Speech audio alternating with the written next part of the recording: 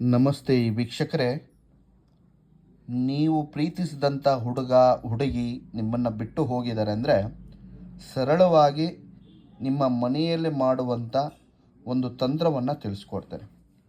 ಒಂದು ಬಿಳಿ ಹಾಳೆ ಮೇಲೆ ಈ ಚಕ್ರವನ್ನು ಬರಿಬೇಕು. ಕಾಣಿಸ್ತಾ ಇದೆ ನೋಡಿ, ವಿಡಿಯೋದಲ್ಲಿ ಕಾಣಿಸ್ತಾ ಇದೆ.